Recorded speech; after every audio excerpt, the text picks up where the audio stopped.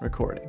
All right, so welcome to this episode of the BOBCAST, name pending. I am Bob. And I'm uncomfortable. Do you want to get the pillow before we start? No, it's fine.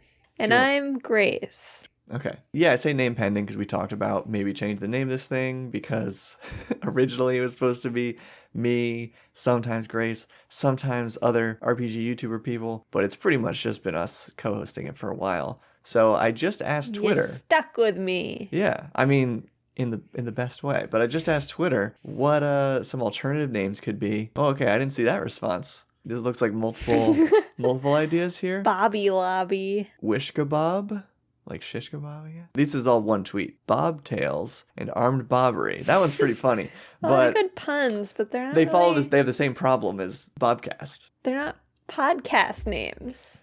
What about this? Bob builds with Grace. That doesn't work because I only destroy. Yeah, and it's just like Bob builds with Grace. Like, but this is like Grace, pretty. This is very much a team effort. By the grace of Bob. Also, I don't know if that's a good podcast title. Was this just an excuse for people to come up with puns involving both of our names? I guess. Mostly yours. Probably because I started off with Bobcast. But anyway, let's... Grobcast! I think you said that before. Yeah, I think I did say that. I think you... Wow. Good job, I like Jim. that one the best because I also thought of it. The joy of world building. That's not bad. That's not bad at all. It's on brand with the Bob World Builder stuff, but it's not exclusive to me. And it taps into the Bob Ross of D&D. Yeah. That's a contender. Okay. Grace Bob D&D pants. And in the Bob Grassed. Podcast McPodcast face. Right. Yeah, I'm surprised that didn't come up. All right. But today, that's not what we're here to talk about. We're here to talk about adventures and how to write them. This was an idea that came from a community post a while ago. And on the same vein there, I did actually make a separate community post asking people about this. So maybe at the end, depending on how long we take to go over our own lists, we can look at a couple from the community as well. But I feel like you could start with your list, maybe. Also because this was a topic you were really excited about, I think. So. Well, I was excited about it, but then I realized that I don't really have like an organized list-like approach to writing adventures. I had to make one up as well. So. Yeah, I'm kind of all over the place. And I am like a big proponent of there is no right way to build world or adventure. That's a really good thing to start off with here, yeah. Like, I think about 90% of anything that I do is just in my head. Like, you don't write it down beforehand? I don't write it down until I say it out loud as canon in the game. And then Then I write it down so I don't, like, change weird details later. Yeah. Or pretty much, I don't know, because I see you writing a lot of stuff in your prep. So I feel like it's also write down what you want to remember for the session. But then once it's out loud, that's when it's real. I'm talking, like, lore. Okay. Lore is mostly in my head. Okay. Yeah. Here is my list of how to write an adventure by Grace World Destroyer. 1. What's the vibe? 2. What's happening? Are these all questions? 3. What are you doing here? Oh, boy. 4. Sorry, the cat just bit me for no reason. 4. What have you done? It's very accusatory. That's the list. Okay. So, not very... I mean, I kind of like how they're questions. They're very broad. So, yeah, let's break it down. What's the vibe? What is the genre / feel? Yeah, tone, theme of the adventure. And we both approach this from like a one-shot perspective, sort of more than a full campaign perspective. Because especially like homebrew campaigns are just like all over the place. Yeah, or can be. As long as you're doing like sandbox, which is what I'm doing right now. So 2, what's happening? That's when you are establishing the conflict and or the villain. This is the thing that the party is dealing with. Yeah. Is this like the inciting incident that gets the party involved, or is this like the main conflict thing, or both? Or yeah, so let me use the example of the first one-shot / dungeon that I ever wrote, the Frog Cave. Yes. What's the vibe? Fantasy. Zelda temple. Zelda-esque temple dungeon. What's happening? The water has become tainted, and you gotta figure out why and how to fix it. Yes. 3, what are you doing here? This is how the party is to solve the thing that is happening. So do they have to delve a dungeon? Do they have to solve a murder mystery? Do they have to find the MacGuffin? Okay. Yeah, that's really important. Breaking down just what is the actual quest of the quest. Yeah, what is the quest of the quest? So in the Frog Cave analogy, it would be they got to do a dungeon, they got to kill a giant frog. Yeah. That's it. I guess for that it's also, like you said, discover the source of whatever's messing up the water, which is a giant frog. Find out is a frog. Hence Frog Cave. Yep. 4, what have you done? This is results and consequences of what has happened. And I said I was approaching it from like a one-shot perspective, but also sometimes one-shots turn into full campaigns. Yeah. So this is like, what effect has the party's action in this adventure had on the world? And I'm thinking of this as like, we're talking about it maybe like a one-shot, but I'm just thinking, I guess, more broadly like a one-off adventure where this is probably put after something the party's already done and maybe before whatever they're going to do next. So what are the repercussions? So this is like, what allies or enemies have you made? What lore have you discovered? What loot? What loot did you find? And who maybe wants some of that loot? Yeah. Those are my steps. All right. I'll let you drink that water. Then we'll talk about my steps. It's not spicy water this time. This is kind of off topic. Go ahead. We're sort of at a little break here between lists. Yesterday at work, I was pickling some jalapenos. Like you do.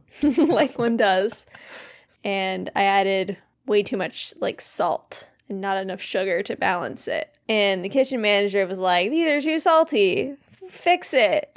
And I was like, okay, I've never made pickled jalapenos before, but I'll do my best. So I poured off a bunch of the liquid that I had been pickling the jalapenos in, and I reserved it because he said, "Oh, maybe we'll make hot sauce with this later." And I was like, okay. I put sugar water in with the jalapenos. I made them weirder. I ate a lot of them this week. What have you done? What have you done? And then I put the reserve jalapeno juice in the fridge. And then today, my boss comes in during break and says, "What is this thing labeled spicy water in the fridge?" And I explained. I had no idea where this was going, so I'm glad it circled back. Okay, yeah. I explained that it was the water and vinegar and salt. And then he was like, "Why did you save this?" And I was like, "Well, you said you wanted to make hot sauce with it." He forgets a lot of stuff, but... Wow. Yep. Well, thank you for that intermission tale. I had told him he shouldn't drink it. Yeah, I wouldn't think so. Jalapeno. I don't want to think about it. Okay. I have a few more steps in my list. The ones at the end are kind of to make sure you do at some point. I don't know. The other ones are more like in order. Number 1, cool thing. So this is also my most broad step. Basically, you're finding whether it's inspiration from like any media at all, like TV show, book, movie, whatever. Could be something like from history or nature, anything. Literally anything is what I wrote an exclamation point after. But for me, the cool thing usually starts as a location. And that could even be, I read some other adventure. And the important thing about it is that you give this cool thing a descriptive name. If you name something really cool, like... Frog Cave. Yeah, your player's character. I mean, if that's what it's called, I think in that adventure it must have a different name, right? Because the frog is kind of a surprise, right? I don't think the cave actually has a name. Yeah. It's like an ancient temple. The river is called the Vatrachos River, and that's just Esperanto for frog, so... Well, yeah, so as long as there's some way, if you want your party to go to this cave, And it's just like on a map, for example. Of course, if someone's like, hey, something's going on in this cave, they might just want to go.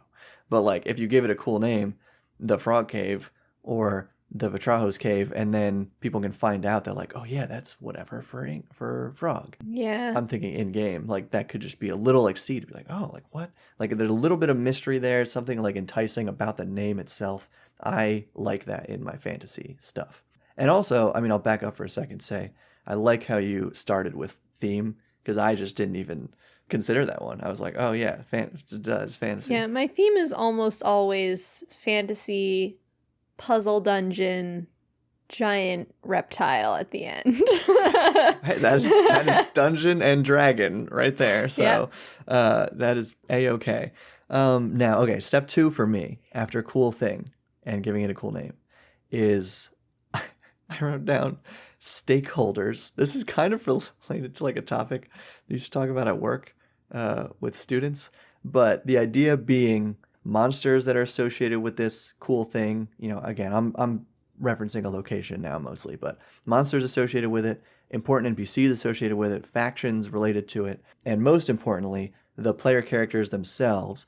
Why do they have a stake in this thing? Like what do the monsters that are there, do they value it just because they live there? Is it where their food comes from? Do they protect it for some reason? And again, like thinking of things that your player characters are going to be tied to it in some way.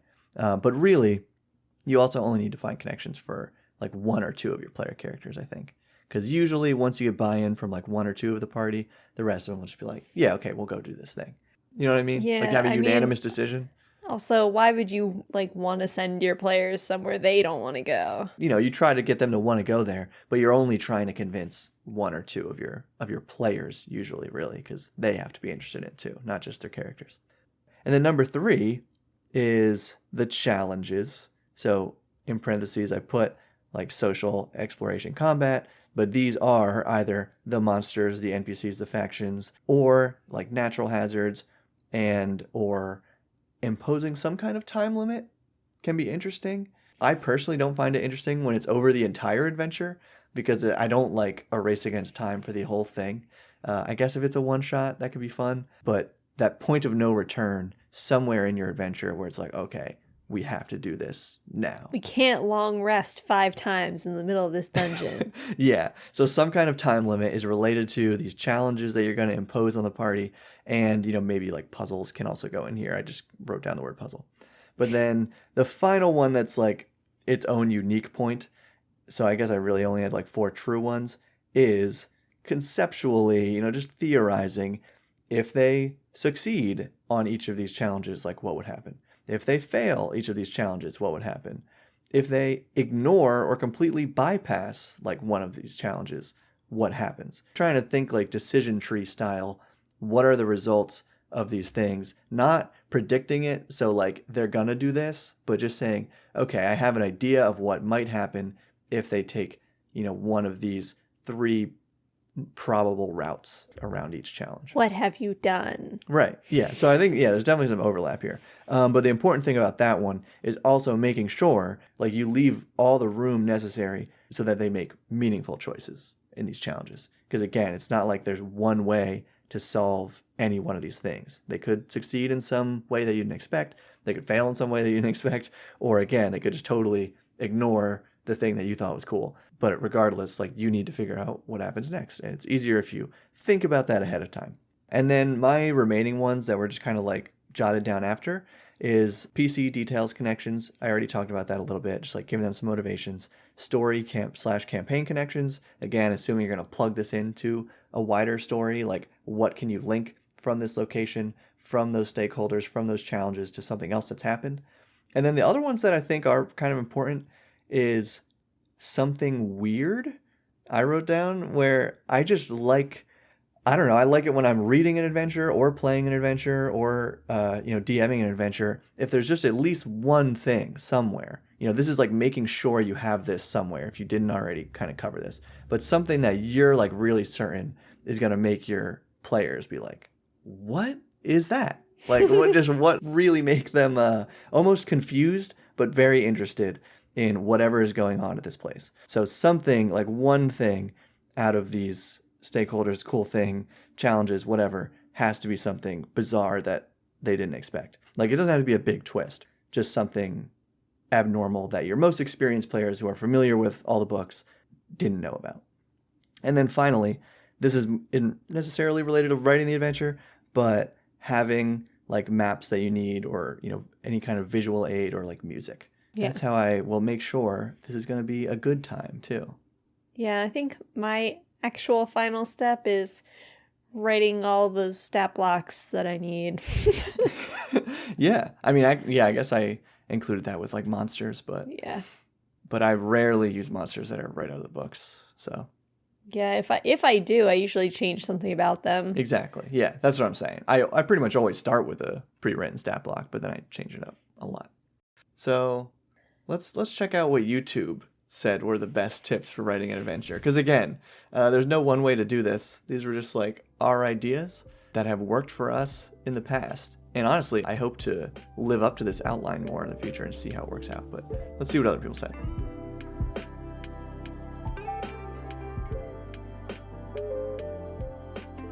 Wait, yeah, I make about 80% of the adventure at the game table. My player's paranoia is an endless well of inspiration.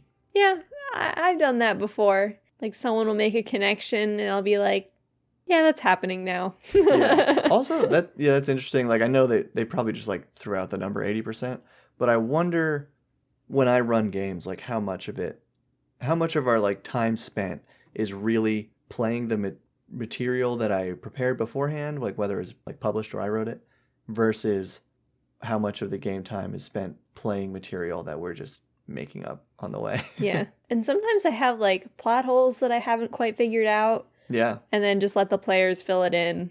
Yeah. Yeah, with their paranoia, yeah. as this person said. It's pretty good. Okay. Depends a lot on if it's a one-shot or part of a campaign. Yeah, one shot, start with the big bad and figure out a hook and theme, then work backwards from there. Bingo. Starting with the bad guy is good. That could be your cool thing. Or for me, that's like the main monsters at your location. Yeah, I tend to use an event and then figure out what thing caused the event. Okay, yeah, that makes sense. Yeah, and then they said for the campaign, it's more like bottom up, starting with a location and figuring out hooks for the characters, which is kind of what I said, I think. Start with a gimmick. How is this adventure different from standard adventure 1A? Wow, they wrote this in a very odd format. It's a poem. It looks like a poem. Create 2+ factions to abuse gimmick. Yeah, okay. I mean, related to my stakeholders idea. Create outlines for player opportunities. Yeah, okay. I agree with this a lot. And create a few points of interest to visit. Yeah, that depends on how long the overall adventure is. Like, how many other points do you need to occupy them, basically? Yeah. Oh, wow. Usually my ideas start with music. I hear a new song and lyrics, and overall mood gives me the main plot idea. Is that how you get your vibes, Grace? Where your vibes come from? I get my vibes from books. Oh. Do you remember the initial Frog Cave vibe? In the original Frog Cave vibe, I got an idea for a cool room in the cave, and I pretty much wrote it like from there. From one room in the dungeon? Yeah. That's cool. But you didn't, you don't remember what inspired that room? No, I think I was working, and I just thought of it, and I was like, oh, that's cool. And then I wrote it. But I wonder what it was at work that inspired that room. I don't know. Back then, I was just working at a gas station, so who knows? Okay. Identify 2 goals and then figure out how they conflict. The first goal is the plot hook. The second goal is a wrinkle that develops the situation. So are the players trying to wrinkle the situation? I guess it could go either way. I create side quest concepts based on movies I've seen or events in those movies. Yeah. Anything from westerns or heist films. And I agree with that. I was thinking in my steps about bringing up like, oh yeah, should I talk about the objective, like heist versus, I don't know, kill the bad guy? But like, I really feel like every D&D adventure is get the thing. Like you're always going after a piece of information or an NPC who has information or an item, or you're going after an item, or you're going after a bad guy who You're going has after an item to help you get an item that will help you defeat the bad guy. Yeah. I don't know. Like, there's a lot of layers to it, but it's always get the thing. Yep. It's always go there and get the thing. That's what a quest is, I guess. Yeah. That is the singularity of exactly what a quest is. So there's really only one step. Yeah. What thing are they getting? The cool thing. Yeah. Nailed it. Yep. What was the bottom comment? Theme. One word. That's all. The princess is in another castle. Go get. First, I grab a pencil and paper. Then I write. I love how these sarcastic comments are just right at the bottom. Once upon a time, then I wing it. Wow. If it's a one-shot, I make a BBG and improv the rest. Who are these people? Come up with a cool idea. Much more confident than me, that's for sure. Jot down in my notes, make stat blocks if necessary, wait 8 months till my party gets to that point, give or take a year for hiatuses. What about the shenanigans? That was real. Start with a simple world, an interesting quest, and let the players feel the rest out. So yeah, so much of this is so freeform. I mean, I guess that's ideal. I need to keep track of that in my next campaign. Like, how much is coming out of what I've written, and how much is stuff that is arising in-game. That'd be a really interesting experiment. Yeah. Let's compare our list real quick. Let's do that. Okay. So, yeah, we're now coalescing into the one true list. The one true list. I think it starts with what is, like, vibe. the theme. Vibe check. Yeah, overall theme that's inspiring you. But then I do think cool thing should come next. Because it's like, again, what is the draw? Like, my second one was what's happening. Yeah, I think you need to know what the cool thing is before you know what's happening related to the cool thing. Yeah. What's the vibe? What's the thing? What's happening at the thing? Yeah. And what's happening at the thing, my second step was just like details of, who are the monsters, the people, and why the players want to go. But that is pretty much what's the thing. So vibe check, cool thing, what's happening at the thing. And was that like your challenges as well? That was my third step. My third step is what are you doing here? Yeah, but you said that was like the dungeon or whatever. Yeah. It's like, how do you solve the thing that is happening? So I have a maybe slightly more nuanced / mini step there where it's like, what just exists there? And then what is the problem? Yeah. I mean, that's not personally how I operate, but that works. Well, like, what does the place look like at peace? Like, you don't think of that at some point? I guess I do if it's like a dungeon. What logically exists here to use as monsters / traps and such. Yeah. Anyway, then I do think you have to end with outcomes. I don't remember your ending. My ending was what have you done? Okay. Yeah. So, but ultimately, I think like in your prep, I don't know. Yours feels like it's set up for improv almost. Like with these like questions in the moment, like what have you done? Well, that doesn't even matter until like after the session is over and you're writing your notes and you're like, okay, this is how things have changed now. Like the bad guy escaped. He hates the PCs now and is going to hire mercenaries to kill them. Yeah. See, I'm saying you should figure that out beforehand. And of course, you're not going to know what they're going to do, but you should just and don't spend a ton of time on this because obviously they're only going to solve it one way. But I feel like you should have that if they beat them. If I do that personally, I usually have a favorite outcome of mine. Oh, okay. And then I find myself wanting to sway things in that direction. Okay. Where I'd rather let the party approach it however they're going to and work things out from there.